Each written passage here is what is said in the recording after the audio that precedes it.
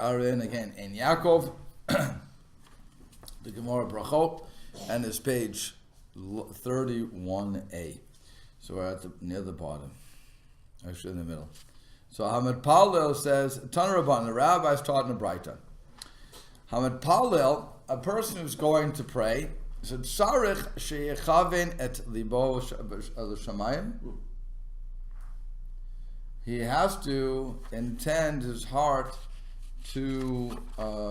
Did we do that before? Actually,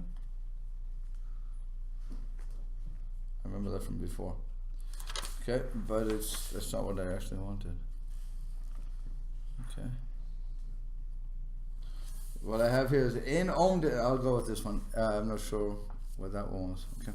So it's in owned the parallel el mitoch at savot. One is not allowed to stand before prayer due to sadness. In other words, if somebody is sad, that's not the way to start praying. So I gave you the wrong page. That's what it means. Stan, I gave you the wrong page. I have to get you to the right page.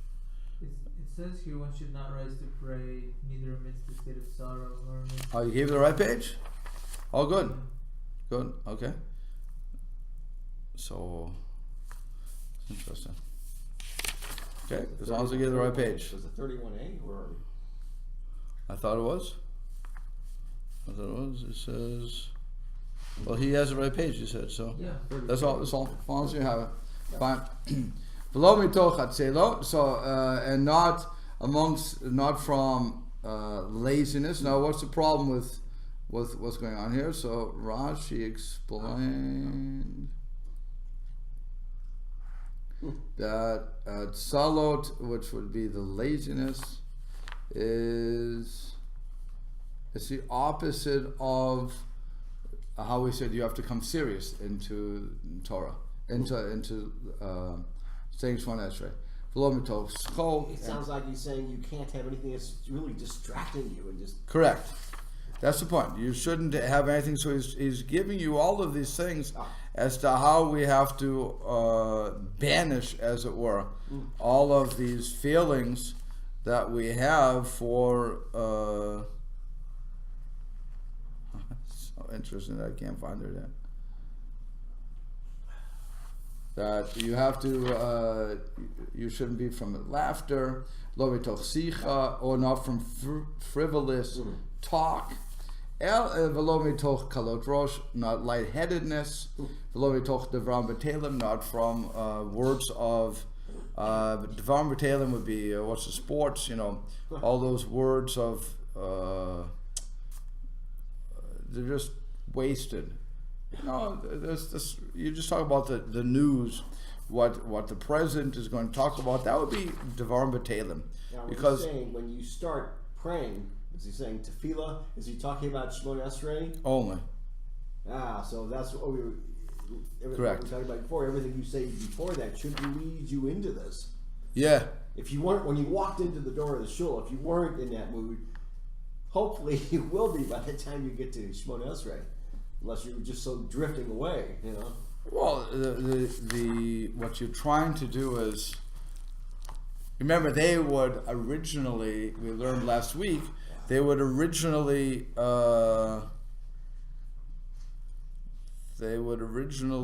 what do you call it? It is right there. Prepare for an hour. Prepare for an hour. So if you're preparing for 1 hour, so then you should have it pretty much set up. Mm-hmm. So if you're not doing it, now we don't do it for an hour. So what happens is a real hour. What we're supposed to do is before walking into the shul or when we're going to daven, we shouldn't just walk in like we would walk into a sub shop. We're supposed to at the door of the shul. We're supposed to think 2 seconds what we're about to do. When we walk in, we're supposed to bow toward the Aron. We're supposed to say, "Ma tov Eyn Yaakov mishchantecha Yisrael." How wonderful he attends Jacob, your dwelling place is Israel. And we're supposed to have all that in mind. And in some shuls, we don't have it in ours, but not here. There's over the ark we would have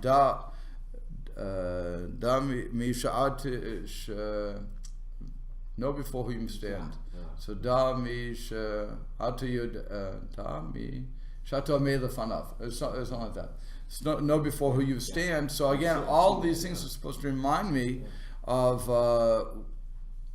what I'm doing in that shul. And that's why we're learning all the laws. You can't walk through the shul to make it a shortcut. You can't drink in the shul. You can't even kiss your kid in the shul. You're not supposed to do anything like that. It's supposed to be a very holy place. So when I walk in there, the ambience of the shul should be enough to set me up. It's similar to they say the last place of pomp and circumstance in our country is in a courtroom. When the judge comes in, everybody please rise. Take your hat off. I don't think you're allowed to wear a hat at all in those places. Yeah, right. So, but the judge comes in, you have to dress up, you have to stand up, and you have to wait to be told you may be seated. Either the judge says it or somebody else will say it. You may be seated. At that point, you're seated. There is the lawyer or the plaintiff or the defendant, or I think the plaintiff is probably first, has to present their view, and there's objection, Your Honor, and all these wonderful things. It's very set up, unlike in real life, which we don't have that.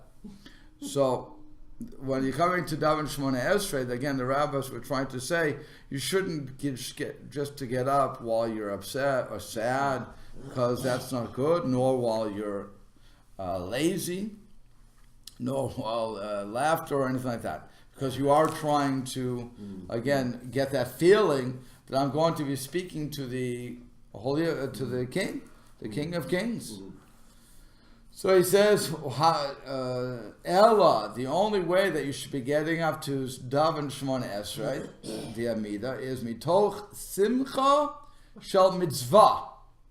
Not just simcha, not just joy, but the joy of the mitzvah. Think about what the rabbi is saying, what the rabbis are saying here. Rashi explains, Kugon divrei tanchumim shel Torah, like the words of petition of the Torah. Kugon samuch leguulat Mitzrayim. For instance, we're saying how God redeemed us from Egypt.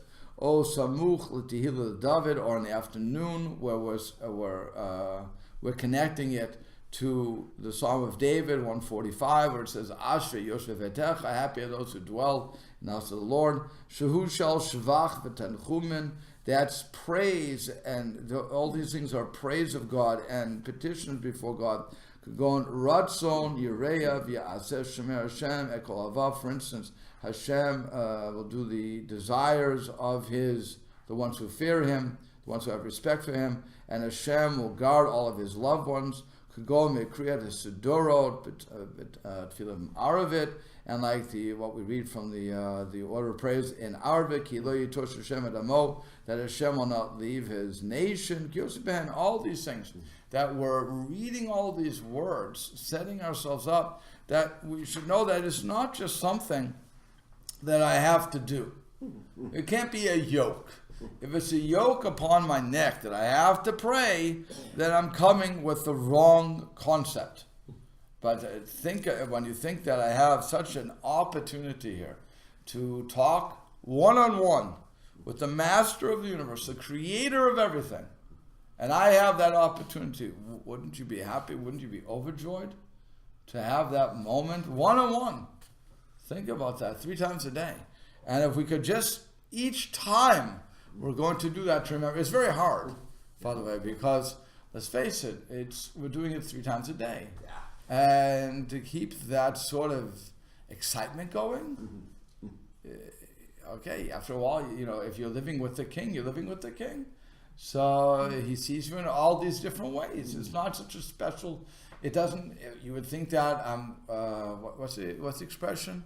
That when I'm around you, it's, unlike distance makes the heart grow fonder, if I'm closer, familiarity breeds contempt. So at that point, I mean, okay, God, you know what I want. Right, you know what I want, God. I mean, how many times do I have to ask you for this? How many times do I have to praise you for this? So that's what we're fighting all the time. This because we're doing it 3 times a day, Shabbos 4 times a day, Yom Kippur 5 times a day. This is why in so many Orthodox shuls, people talk because they're so comfortable being there every day of the week. It's not just Orthodox shuls. That crosses all boundaries of shuls. Every shul. Well, my recollections of 30 years ago of Reform congregations is that they just sit there like this. It's very quiet.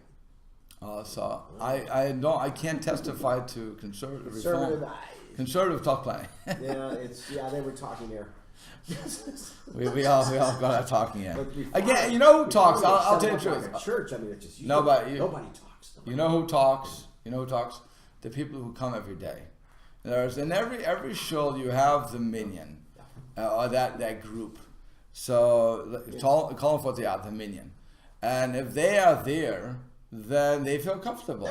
So if they're comfortable in the shul, then they're going to talk. They're going to schmooze. They're going to do what they're going to do. To be able to bring up that awe-inspiring. Right.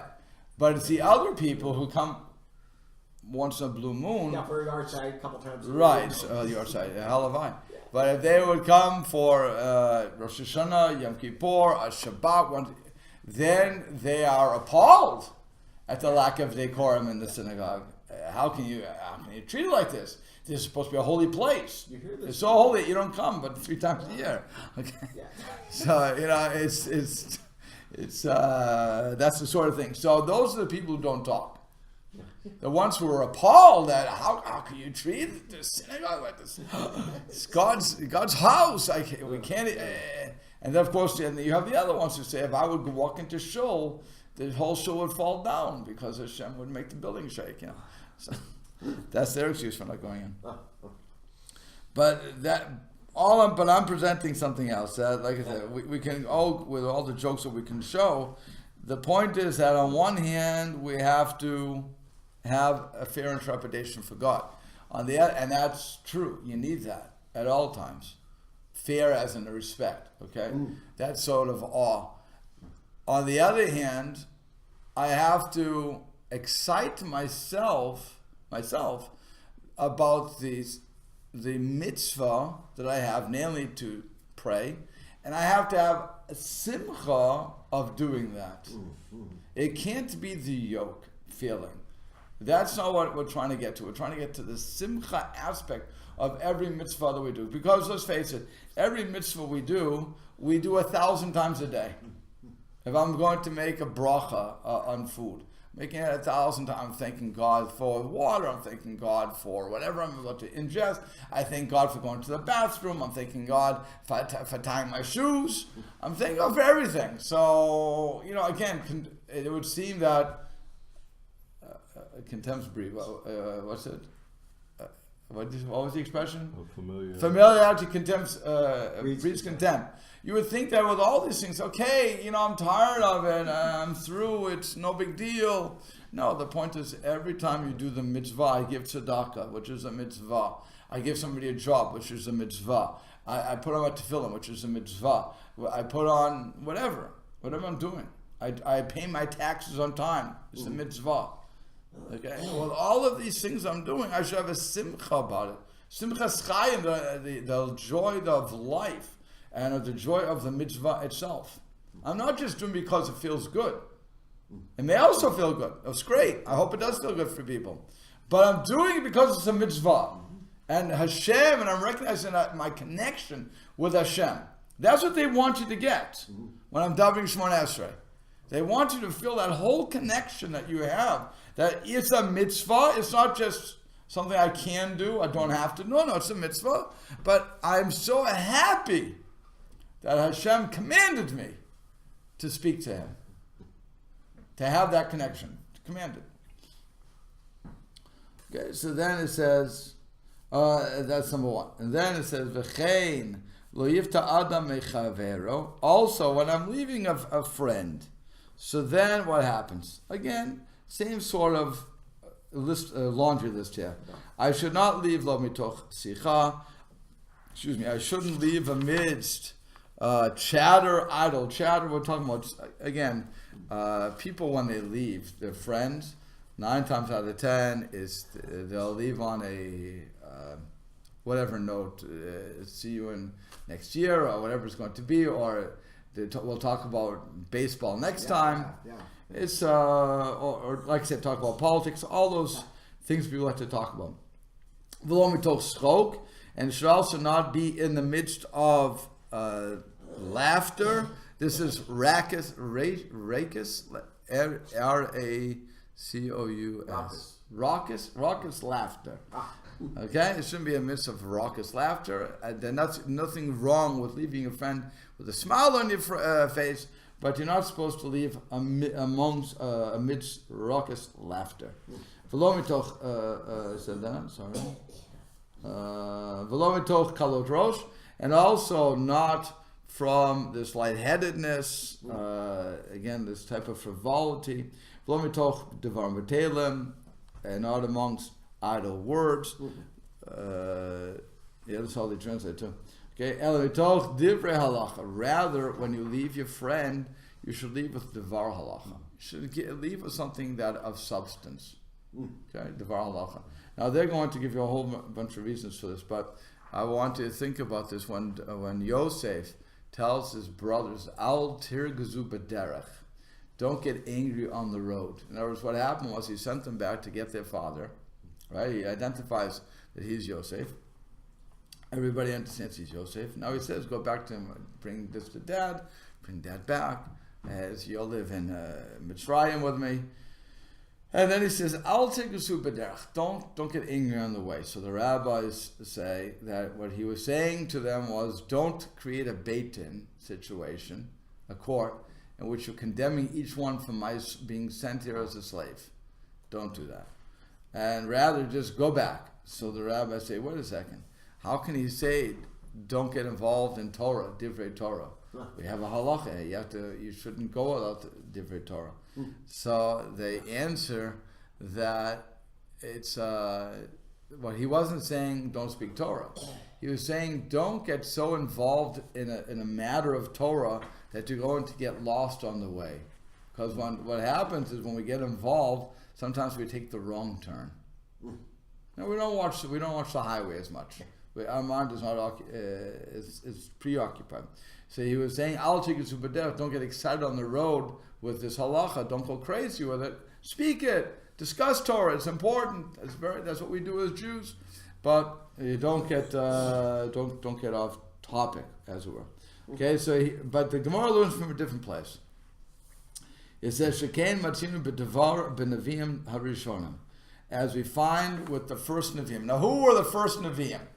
If you look in the book of Navi, what you'll come up with Yehoshua, Shoftim, and all these the other books, Malachim, Shmuel. Everybody agrees that they are not referring, that the Gemara is not referring to those books. Rather, what they're referring to, according to the Maharsha and others, is Zechariah, Haggai, all of the what we call the minor prophets. Because why are they picking on those on that group? Shesaimu divreihem b'divrei shvach v'tanchumin. Because they end their words, they end their the books with the words of praise and consolation. So that's why that's what we learned, that you're not supposed to, that you should leave your friend with a devar halacha. And so also, v'chein tani ma berei derav huna berei derav Yirmiyah bar Ava. Also we learned that Mari, the son of Rav Huna, the son of Rav Yirmiyah bar Ava, said, "Al yiftar adam echaver el mitoch devar halacha." They also said that you shouldn't leave a person except with a devar halacha. And how do they know that? Because by taking leave in a matter like this, it will be, by doing this, he will remember him. What does that mean? It means that Art Scroll is saying that that parting with the Torah thought will cause the friends to remember each other longer. You can always say, I remember that he taught me such and such. It's a very nice thing. Yeah, you talk about baseball and politics. That's going to go away real fast. Yeah. If you give them something that's really significant and meaningful. Correct. So that's what the Gemara is saying. So he says, and he continues, Ki hai de Rav Kahana, alvaye Rav Simi bar Ashi. So you have a case like this, that Rav Kahana, who escorted Rav Shimi bar Ashi, excuse me, Pum Nahara, from a place called Pum Nahara, ad Beit Tzanita, until Beit Tzanita in Babylonia. So what happened? Kimata lahatam. When they arrived there, Amrale, so Rav Kahana said to him, Mar vadi da amri inshe. Master, is it true what people say, that Hani Tzanita de Bavel itnuhu me Adam Rishon vi Ad, that these Babylonian palm trees have existed from the time of Adam, the first man, until now? So here he's looking at these palm trees that were in Bavel, and there's a statement that these trees are from coming all the way from Adam Rishon until now. I think we said about the sequoias, no? And the big trees. Been a long time. It's been there a long time. So Amalek, Rav Shimi bar Ashi responded, Ad karta milta de Rav Yossi bar Chanina. You have reminded me of a statement of Rav Yossi, the son of Rav Chanina. The Amar Rav Yossi bar Chanina, for Rav Yossi, the son of Rav Chanina, said, My dichtiv. What's the meaning of the pasuk, of the verse, when it says, Be'eretz asher lo avar ba ish lo yashav adam sham, in a land through which no person passed, and where no man settled. Now, since no one passed through the land, how could anyone have settled there? Rather, the verse comes to teach you, Kol Eretz shegazar aleh adam harishon lishuv nityashva. Any land that Adam, the first man, decreed for settlement was subsequently settled. V'chol eretz shelo gazar aleh Adam harishon lishuv lo nityashva. And any land that Adam, the first man, did not decree for settlement was not settled. That's an amazing statement. Okay, so again, our scroll kicks in a little. It says the word "v'lo yashav Adam sham," that a man did not live there, should thus be understood to mean that Adam did not decree that it be a settled area. The saying of the people that these palm trees date back to the time of Adam is thus not to be understood literally. What is actually meant is that Adam decreed that this area be appropriate for palm trees to grow. So that's how Rashi understands it. You don't take that literally, that the palm trees were there from the time of creation. Why would you have to know that? You just have to know that Adam decreed that this would be a livable area. And it even goes to more. It says the story is apparently intended to illustrate that the Braita which proceed the tale and declare that a person should take leave of his friend following discussion of a matter of halacha. Yet in the illustrating story, there's no discussion of halacha. It's only talking about midrash. So Amaratz Chayes responds that by providing the evidence that the word halacha is not confined to matters of law, but is sometimes used to designate agadic material. So that's an interesting statement too, right? So sometimes we're just talking about the agadita, and when we say halacha, because what's halacha mean in reality? To go. Doesn't mean Jewish law. Din would mean law, judgment. This doesn't. Okay, that's number one. By the way, actually, let me just finish this off, and then I'll go back and pick up some other of the commentaries.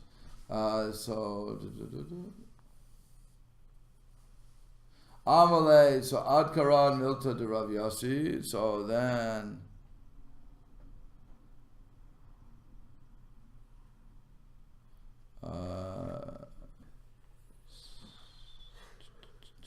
oh yeah, it's right.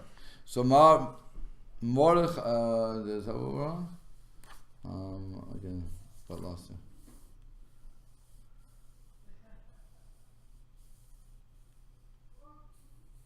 So it's on it. Yeah, so I'll just go from here. So he says Amalei. So another one says Amalei ad Karan Milta, that the statement was said to Rav Yossi b'Rav Chanina, to Am Rav Yossi b'Rav Chanina. My dichti, why does the pasuk say be'eretz shelo avar ba ish, that the land that was no man passed through lo yeshav Adam sham, that no man lived there. Chimi acha shelo avar heich yashav. Like the same question. If there no man passed through there, how can we assume that a person lived there? Elam alacha. But it's again to say to you, kol eretz shegaz alav aleh Adam arishon lishov niyashvav kol eretz shelo gazar aleim Adam harishon lishov lo yashvav. The same thing. At any time, any place that Adam Harishon said that a person is going to live there, so that's where they would live. Otherwise, not. Now, the H. Yosef looks at this and says, for the first part, where it says one should not come with sadness. And he gives an interesting statement. He says, why shouldn't you pray in the midst of sadness? After all, what are we doing when we're praying to God? We're asking for something. So sometimes you're sad. You have this. It's a prayer that is heartfelt. In other words, if I'm coming, just a regular day, nothing's really going on. I understand. I should be praying with simcha to Hashem. Great. So I go and I pray with simcha ma'ishor for the mitzvah. I work myself up. But really, what is a prayer that we talk about many times? The one that's from the heart. The example I gave in the tefillah class, it was actually Ephraim Buchwald who gave it, was you have somebody stuck in the coal mine and there's a cave-in. The wife starts to pray to, or the kids pray to Hashem for their beloved ones who's in the coal mine. What's a spontaneous prayer? Mm-hmm. What's wrong with a spontaneous prayer? So here, if I'm in the middle of if one is in the middle of sadness, that's a spontaneous prayer. What would be wrong with that? Right? You hear the question? Mm-hmm. That would be the question. So then the Eitz Yosef said, what's wrong with praying in that situation? He says, Shahatzavon chuli haguf. Sadness is sickness to the body. Imagine him saying that. It's sickness to the body. And when a person is sick, he cannot serve Hashem properly. In other words, if a person is depressed, that's what's going on. If a person is depressed, then they're not serving Hashem in the proper manner. Because why does a person become depressed? I'm not talking about clinical depression. I'm not going to get involved in that. I don't know. I'm not a psychiatrist. But why does a person normally get depressed? Because they feel that this should have worked out differently. It shouldn't have happened like this. The dog shouldn't have died. The car shouldn't have been wrong. The boss shouldn't have yelled. Whatever the case is, we become depressed. We're not recognizing that everything is coming from Hashem. Hakol b'dei Shemayim chutz of Shemayim. Everything comes from Hashem, except for our fear and respect for God. That we have to develop on our own. But when it comes to everything else, it's all from God. So if I get stuck in the traffic jam, I missed a meeting, my wife yelled at me, the kids yelled, something happened, the dog ate my homework, whatever the case is going to be. So that's when I feel depressed, I feel sad, because I think I should be in control. Once I do that, I can't serve Hashem properly. It always goes back to that same concept.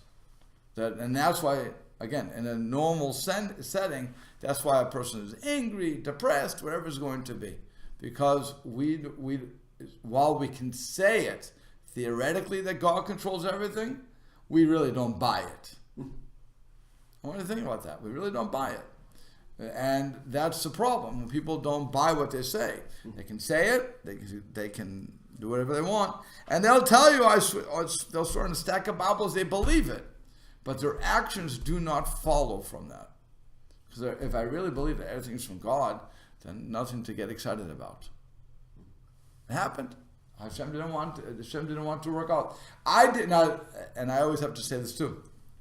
It doesn't mean that I can sit back in my armchair and do nothing and expect everything to happen to me. No, I have to do what we call hishtadlus. I have to do whatever I'm supposed to do. I have to do all my endeavors. I have to go to work. I have to get in my car. I have to do everything as if I am in control. But I have to realize I'm really not. And I'll give you the best example. When I get in my car, I remember I left here. One time I left here from Torah Center to get to Notre Dame for the lunch and learn. Now it takes, if you get every single light and everything else, you can be there in 7 minutes. There's really not a distance from here, okay? I once left here with a half hour. If I would get there, I'll take my time, park the car. Half hour! And not only did I hit every light, but they were stuck in the train.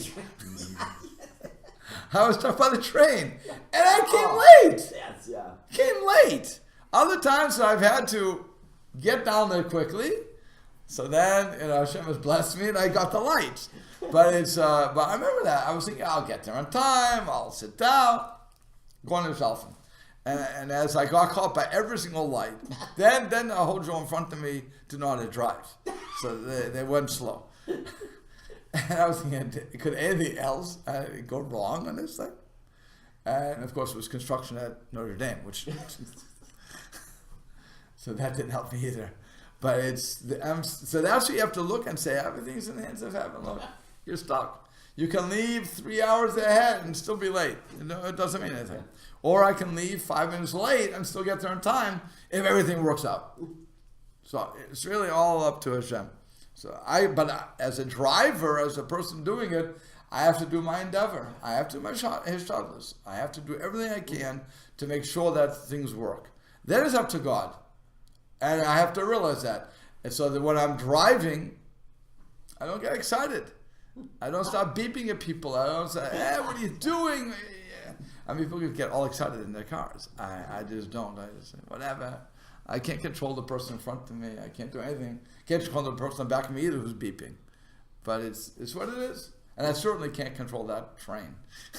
And the worst thing about that train is that over 100 cars in that train.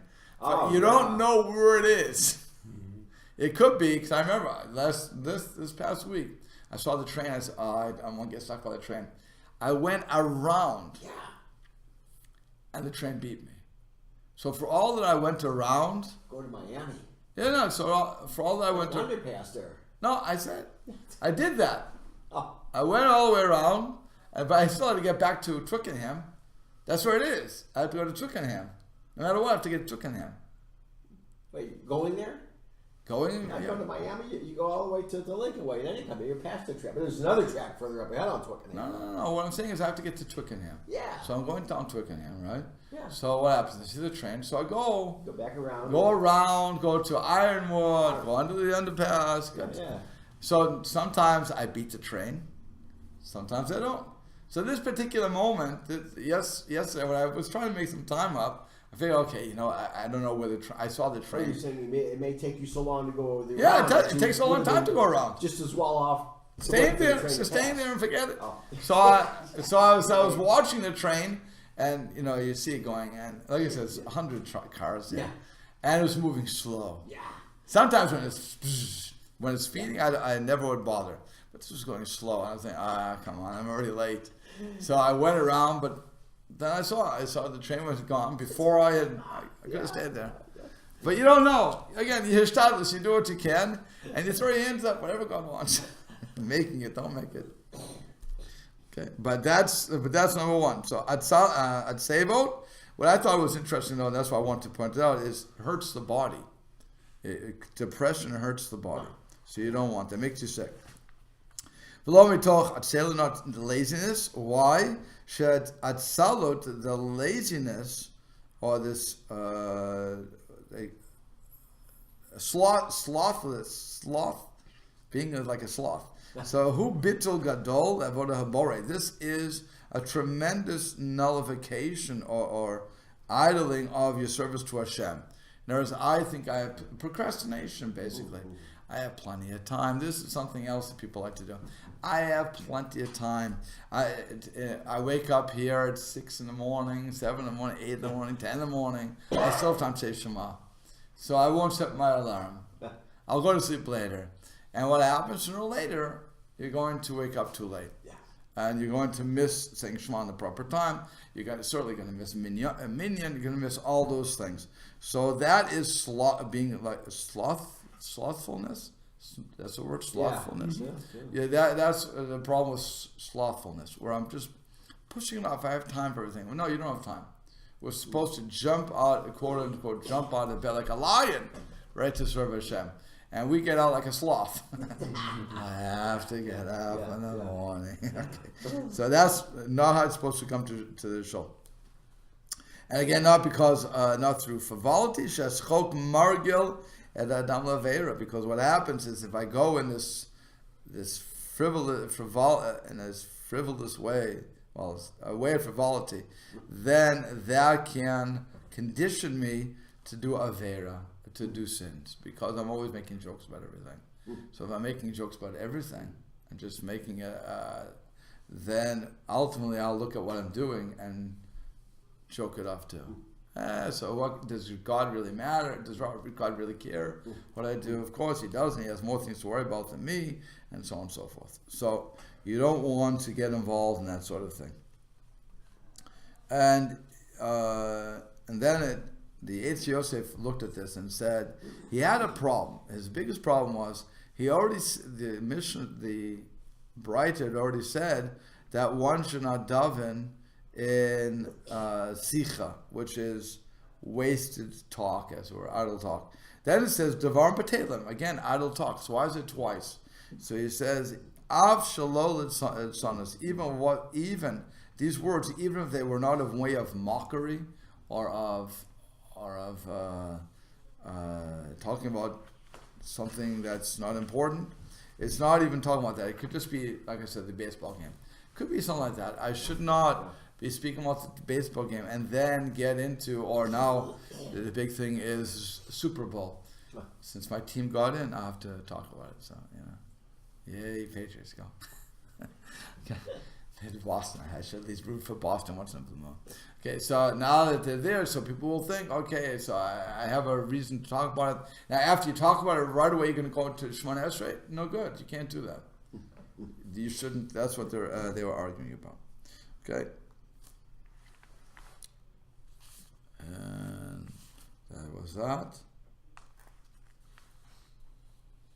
The Eyn Yaakov says, again, going on, you shouldn't walk into prayer except not sad. She says the reason for that is the al yedei kol eila, because through all of these things that we should not be doing, yavo lehirur toch tefilato be'orim ra'im, because if I go while I'm sad or while I've just been speaking, all these things I shouldn't be doing, or lightheaded. In other words, not lightheaded as in fainting, just lightheaded as in not serious. So then what's going to happen is the odds are I'm going to start thinking about bad things. And my mind will not be focused on prayer. Now, think about this. You were in computers, hardware, right?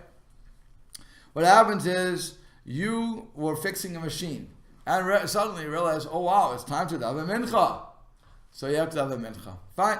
So what I'm going to do is I'm going to daven mincha. So I start davening, and in the middle of Shemona Esrei, suddenly you think, that's what I should have done. Right? It happened 1,000 times, I guarantee it. Because we all do it. Oh, I should have done that. Now what you're supposed to do when you're davening, if that happens, stop. You're supposed to stop your davening, get rid of that thought, and continue on. We don't do it. We just keep, it's motor mouthing. We just go through it, and we think, as we're thinking, we have to think, okay, well, that problem could have worked out this, but we're still saying the words. By the time we figured out where we are, we usually had other kind of shaman, asking God to protect our tongue from speaking evil. It's already done. And so that's when you ask yourself, did I say V'tin Talmud Tol Bracha? Did I say Moshe Baruch? Did I say those things? I don't even know if I said, I must have said it. It's wrote to say it already. 90 days have passed. You put all the heterim you have in your mind. But that's what's going on. If I walk into prayer with the wrong mindset, then the odds are I'm going to lose my concentration. Even though, like I said, I'm going to say the words. This happens to every single person. How many times have you had to read a paragraph? Just you're reading your books for school, or you're reading your technical manuals. I guarantee you, when you were teaching your kids, besides being drifting off anyway, when they would, even after reading a paragraph, you'd say, "So what did you just read?" I have no idea. I have no idea what I just read. Why? You didn't hear yourself? I have no idea. Is it over? It's over. Leave me alone. I have no idea. But that's really what it is. So I can say the words out loud, but my mind isn't there. And I won't remember it. And that's what he's saying. That when you have all these things in your mind, you won't be machavin, you wouldn't have your mind in, going with it, so you won't realize what you're saying. Ma she'ein came, which is not the case. If you have the simcha shel mitzvah, if you have this concept of I'm doing it out of the joy of the mitzvah, then with all the psuke of the Torah, with the verses of the Torah and the halacha, the fixed halacha, you're not going to be thinking about anything else. You're going to have your mind focused. And that's what they want you to come to prayer with, a focused mind, where you understand that what's going on is that you have a tremendous opportunity to speak to God, and you don't want to waste it with all the frivolity and getting lost. Because the worst thing to do is to ask Hashem for something and not even hear yourself asking. That's the worst thing. When you realize that you don't know what you just said from this one Esrei, that itself should be depressing to you. But you shouldn't be depressed. You should just learn to control that. We'll stop there.